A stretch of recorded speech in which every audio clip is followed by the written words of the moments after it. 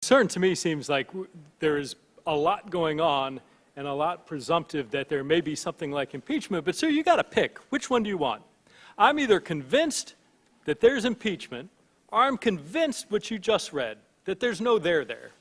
And the reality, sir, if you look at it, is the fact that I was looking at this with an open mind and saying, I don't know what there is. Actually, Agent Strzok, of all the universe of options, that's not the one I picked.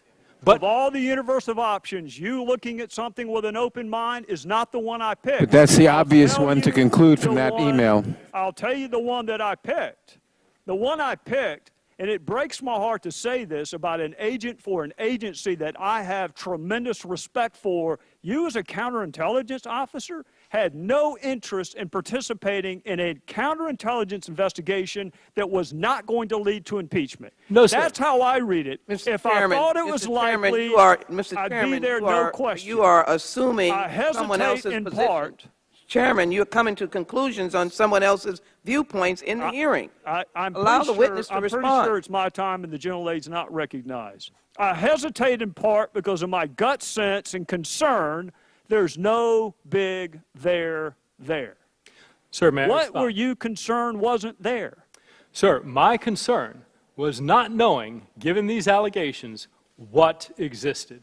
Whether on the one hand, there was no criminal activity whatsoever, towards the middle, that there were individuals kind of pursuing their own agendas for their own self-enrichment, or on the far end, that there might be an impeachable offense. Why wouldn't you want to investigate it? May I answer your question? Well, my question is, why would you not want to investigate that? Sir, I did want to investigate that. That is not what you're reading. What you are reading is my trying to decide what I want to do with the course of my career and whether to stay as a Deputy Assistant Director in the Counterintelligence Division, where I have oversight of a wide variety of threats around the globe, or whether I want to remove myself and go work on something in the Special Counsel's office that is very specific, that is going to take, I don't know how long it was going to take. Yeah.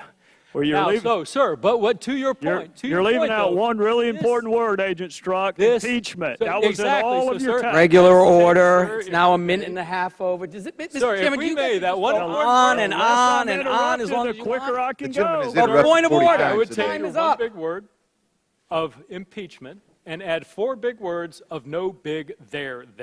And the reality is, you know full well I said both, and you know why I said both. Why I did that, and what I'm telling you under oath, is that I did not know what existed. I had prejudged nothing. That was all to be determined.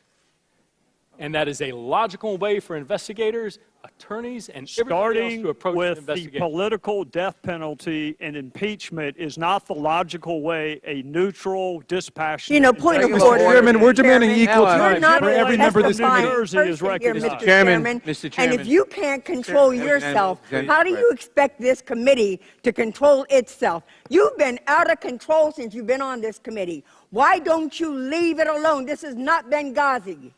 The gentlelady from New Jersey is recognized. You're recognized, Congresswoman. You're recognized. When she finishes. Well, hallelujah. First of all, Mr. Strzok, I want to thank you for your service. Secondly, Mr. Strzok, I think you made a big mistake by putting those text messages on your business phone, because then you opened up your personal phone, and here we are talking about this mess when it really isn't important. Because the other thing that I know, Mr. Strzok, is that even if you do have biases, you did not influence the outcome of this investigation. The IG found that the outcome of this investigation was predicated upon evidence and information. The other thing I know is that no matter how much you disliked Hillary and or Donald Trump, you didn't have anything to do with either one of them getting elected. You have nothing to do with the President of the United States disgracing this country every single solitary day when he embraces our enemies and sucks up embraces our enemies and is disrespectful to our allies. You have nothing to do with the fact that the President of the United States has declared higher tariffs in the name of security to this nation against our closest friend and neighbor, Canada, but no one on this side of the aisle has opened their mouth. You have had nothing to do with the president enriching himself with his emoluments and carving out opportunities for his daughter so that she's not negatively impacted with her brands in China, while this side of the aisle says nothing.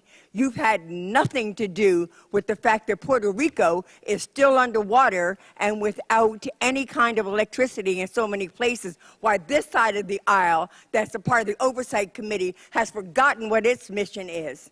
But nonetheless, you have been here, and you have tried to answer their questions, and I have never seen my colleagues so out of control, so angry, and so desperate to protect a president that we all know is not fit to be president. So I want to leave you this opportunity. Is there any question on the table, Mr. Strozak, that you've been asked that you'd like to clarify? Because I can give you 2 minutes and 25 seconds to have your say uninterrupted. Congresswoman, I deeply appreciate that time.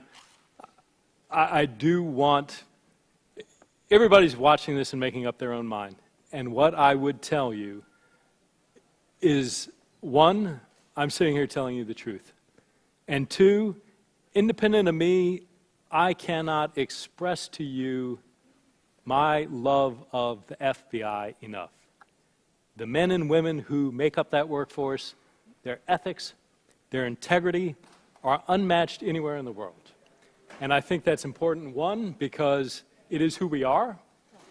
Two, that none of them would accept any of the behaviors that are being alleged any more than I would accept it in him. And three, this entire exercise comes at a cost. We are doing things that are going to, in the future, tear down the underpinnings of what represent law and order in this country. And there is not a robust, thick wall there. I think people don't appreciate how tenuous the balance of the rule of law versus chaos is. And when we, as a people, engage in activity where we take institutions wholesale, whether it's the FBI or the U.S. intelligence community, and compare them to Nazis, we destroy things that, one, we may not see for years and years and years, and once we break those down, the amount of time it takes to fix is going to be tenfold. And I cannot stress enough that I ask all of you to take deeply your responsibility to maintain our system of government. Thank you, Mr. Strozak. I just need to say in closing, if anybody should be pissed at the FBI because you all helped this unfit man become president of the United States by not revealing to the people that he was under investigation in his campaign, it should be me. They should be applauding you, kissing you, and giving you all awards, because but for you, we would have had a legitimate president elected. I yield back my time.